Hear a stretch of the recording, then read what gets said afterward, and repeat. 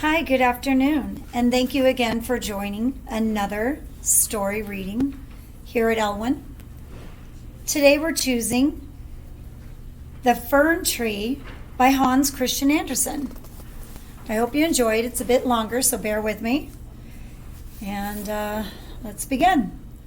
Far away in the forest stood a pretty little fern tree. The warm sun shone upon the fresh breeze below, but the fern tree was not happy. All about were many tall companions in the pine firs.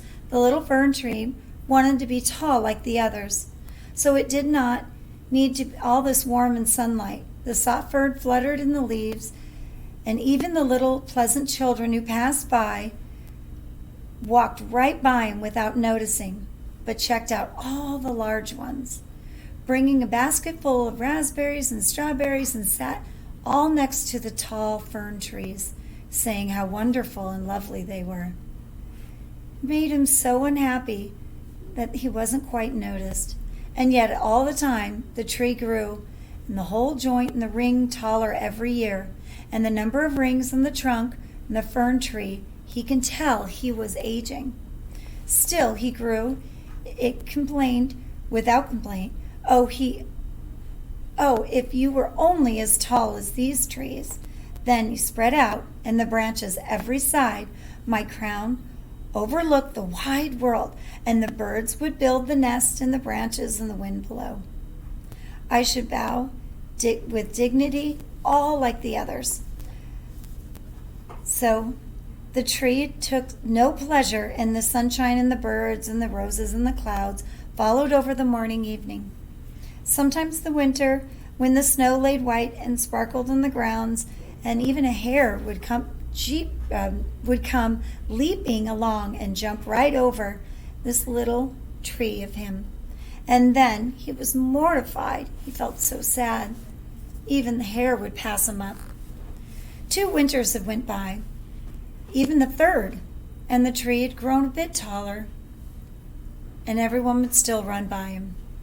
He grew, and it became tall and old, and then the only thing in the world he cared about was the fir tree sighted. In the autumn, the woods cutters would always come to cut down several of the tallest ones, but not the younger fir, which now grew into a very good height. Shuttered and noble trees fell into the ground and crashed. After the branches and looped off the trunks looked slender and bare, pretty scarce. They could barely be recognized. Then the trees were placed upon another wagon and dragged by horses off into the forest. Where they're going? Were they ever going to come back? Where are the fir trees? It was such a great big deal. So in the spring, and the shallows and the storks would come, do you know where these trees were be taken? Where have they gone? The swallows knew nothing about them, but the storks, after a little reflection, nodded in their heads. Yes, I think I know. As they flew many and several trips, they noticed ships taking these ferns. Must have been trees, I assure you. They had towards very majestic and taken away. And how I wish the tall, and even to the sea, these fern trees. Tell me what the sea does with them. Why do they need them? It took so much time to explain that the stork flied away. Rejoice in the youth with the sunbeam, and rejoice in the fresh growing time and the youth within thee. The wind kissed the tree with the dew tears over it. The fern did not understand. Christmas time drew near, and many young trees were cut down, similar young trees with fir trees, which had no peace of rest for the long lift the forest. These young trees were chosen because of their beauty. They kept their branches, they laid on these long wagons and drawn by horses and taken out of the forest. They were no taller than I was at this time. Why did they take their branches? What is going on? We need to know, sang the sparrow. We have looked in the windows of their homes in the towns These sparrows are helping find out what's going on. I cannot think what honor and the glory they received, dressing up the most splendid manner, and they look standing in the middle of a warm room with beautiful things, gilded apples, sweet meats, playful things, and hundreds of candles. And as the fir tree tumbling through the branches, what happens? What did not see any more? The sparrows. Simply wonderful. But what's going on? I wondered whether anything is so brilliant happened to me. Will this happen to me? Do you think, sparrow? Would you ever been sailing over the sea? When will Christmas be here for me? Now am I tall enough? Am I grown enough? Is this my year? Oh, I now lay in a wagon. Well, I have a warm room, with all the brightness and the splendors about me. Something better, more beautiful, I assure you. Follow the trees on the deck out. Yes, something better, something still more splendid must follow. But what can it be? I may worry with longing. I scarcely know myself what this matters to me. Rejoice in our love and the air of the sunlight. Rejoice in our bright life and the fresh air. But the tree would not rejoice. He grew taller every day, and the winter, and then the sun, and then the summer, and its evergreen foliage might be in the forest, as the passers-by would say, "What a beautiful tree!" Wow, he finally is getting noticed. A short time before Christmas, discontinued fir tree was the first to fall. As the axe cut sharp into the trunk, deep through the pit of the tree fell the ground groan. Only the pain of the faintness, and forgetting all of his dreams and happiness and the sorrow of leaving the home in the forest, he knew would never again see a dear old companions in the tree, nor the little brushes, nor the flowers. He groaned inside, perhaps even the birds. Nor was the journey all pleasant. The trees first recovered, and being unloaded, and several other trees in the courtyard of the house, heard the man. When only one of the prettiest, is this one beautiful? They came to several servants' grand livery. They carried the fern to the tree, into a beautiful room. Pictures hung on the wall.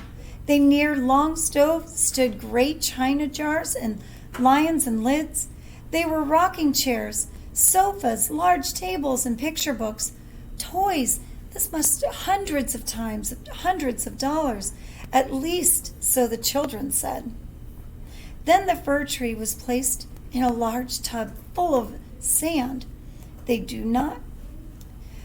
no one could see the tub, and they hung green cloth and stood very handsome carpet, and the tree trembled. What's going to happen now? Some young lady came, and the servant helped them with the tree. On some branches they hung the little bags, cut out the color of paper. Each bag was full of sweetmeats, where the branches hung gilded apples, walnuts that they have all grown. And above all the others, hundreds of red and blue and white candles, which were fastened upon each branch. Dolls exactly like men and women were placed under the green leaves, and the fern never seen anything before. And at the very top of the fastened glittered star and made the gold tinsel. It was so beautiful. This evening, he exclaimed, this evening was so brilliant. Oh, and the evening were come, the tree and the candles were lit. Then they should know that nothing else happens. The trees come from the forest to see, and the sparrow peeped through the window as curiosity. The ornaments during the winter, but guessing was very little at this point. Its back trying as the slender tree ached to be outside again. At last the candles with glistening, sheened with splendor. It trembled so the joy for the branches and the candles fell the green twigs. "Help, help," he exclaimed to the lady. "I feel too warm. There might be a fire. I dare to worry or tremble as the ornaments might fall." And now, folding doors thrown open as the children rush to blow out the candles. For the moment, the little ones stood silently with delight, knowing that everything was going to be okay. They danced around the tree merrily and snatched the presents around from each one another. What are they doing? The tree was wondering. What's happening next? The candles were now being taken off, giving permission, with others by helping. The branches were getting dry and had been fastened by golden stars and tinsel. The children were still playing with their toys and dancing and paying attention to all the glitter and glam. The trees accept their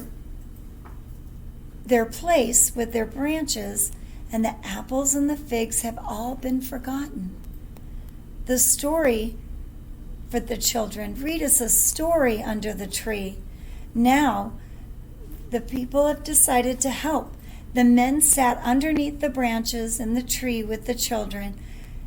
But I'm going to tell you only one story. What should it be? Henny Penny or Humpty Dumpty?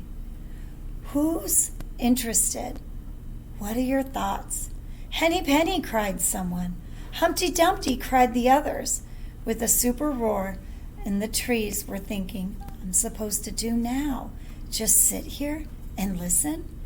Already been entertained, and they played their part. Then the old man told the story of Humpty Dumpty, how they fell down the stairs, but soon got up and married the princess. And the children clapped their hands and cried, another, another, and wanted to hear the story of Henny Penny too.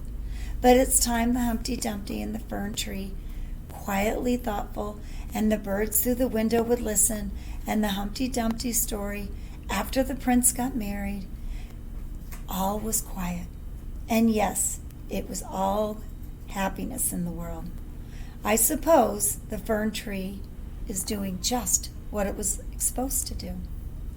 Well, then I thought, who knows? Perhaps I should fall downstairs and marry a princess. And he took forward evening and expected, going to the deck with the candles and toys and tinsels and fruit. Tomorrow I will not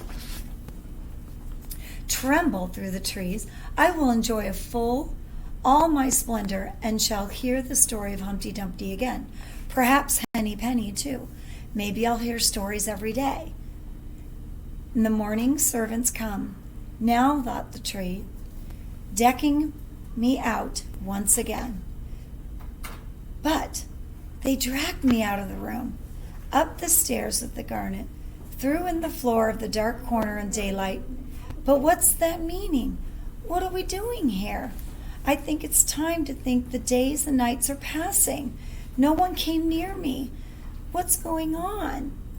The winter now out of the doors, through the trees, the ground covered of snow, and people cannot plant me yet. The doubtless, why am I left here under the cover? Still, the spring might come?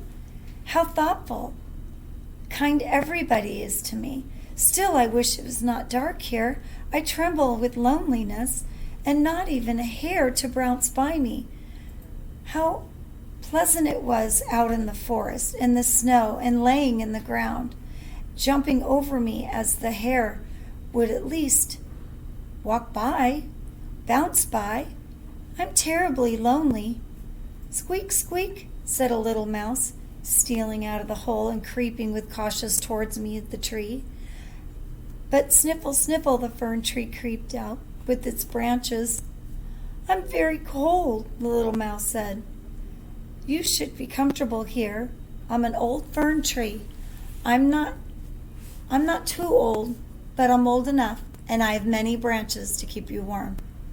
"Where do you come from?" asked the mice. Fully curious, "What do you know? What is the most beautiful place on earth do you know? Don't tell us all." "I have been in a storeroom where cheese and shelves and hams hang in the ceiling. I run around and, places goes out. I become so fat I couldn't get through. I know nothing about a fern tree, but I know the woods and the sunshine and the birds." And then the tree told the mouse about its youth, and the mouse has never heard anything before. He listened with his ears and how much he's seen, and they were happy to have each other. "Happy," they exclaimed, the tree. Then they thought, telling each other, and he added, "I'm happy these days. It's good to know you're here." But when it went on, told them about Christmas Eve and how it become adored with sweetmeats and candles, the mouse repeated once more, "How happy and fortunate you have been, you old fern tree." "I'm not that old," replied. "I only can come from the forest in the winter. I am now checked in my growth. I'm splendid stories to tell you, little mice, and nothing at the night for 4 others. I hear the tree tell all the stories, and more talked about remembering itself. Yes, these were happy days of telling things again. Humpty Dumpty fell down the stairs. He got married to a princess. Perhaps someday me too." And the tree thought, with all his pretty branches in the forest, maybe she was the princess. Maybe he should have stayed in the forest and not wondered where all the trees were going. "Who is Humpty Dumpty?" asked the mouse. "I don't know." And how delightful that they jumped around. The mouse was very happy in appearance and to be around you guys. It is only the story you know. We think it's a very poor story. I don't know much about it, but the candles and the decorations sound amazing. The little mice kept away after the tree sighed. "Aw, he was scared away by a rat." The rat was more around often the tree, so he didn't see the mice. So now he considered himself unhappy again. One morning the people came near, and the box moved, and the tree pulled into the corner, and the servants dragged him down the stairs. Now life began again through the tree of rejoicing, the sunshine and the fresh air. It was carried downstairs and pulled into the yard. He forgot to look and gaze into all the sunshine in the yard, in the garden where everything was blooming. He was almost at his happy place again. The fresh and the sweet roses hung all over the trellis, and the linen and the trees blossomed. The swallows flew by him, calling, "Hi, tree, tweet, tweet, tweet," and were coming by in the fern. Everything seemed to be in place. Now I shall live through this joyful stretch of season. My branches are coming alive, and the yellowing is now turning into a nice green nettles. The stars, golden papers, struck up the tree in the glitter of sunshine. In the yard, 2 merry children were out dancing. Must have been Christmas time. No one saw the gilded star, and they ran up and tore it off. They saw a sticker, an ugly old fern. They cried and stomped. The tree must be getting dry again. And the tree saw the fresh branches and the flowers in the garden, and they wished they had been left closer and not such in a dark corner. I thought the fresh youth would water and be ready for Merry Christmas Eve, and the mice would have listened to be happy, and they'd come back for the story of Humpty Dumpty. The past, said the poor old tree. Only enjoy myself I could, but now it's too late. It's the past. They chopped the tree into small pieces until they piled the wood into a heap of ground. The fern tree now became something that could provide more storytelling, more comfort to the household and to the small children in their fireplace. Trees have now become the warmth of their summer days now into winter nights. The stories that they tell around the fireplace, I now provide firewood for the trees to be burnt for their families.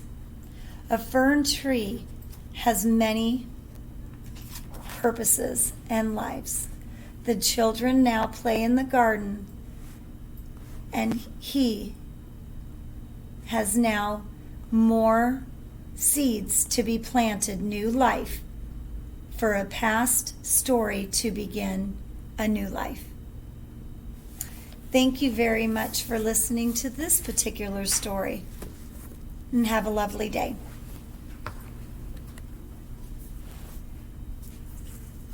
I'm not sure if I turned it off.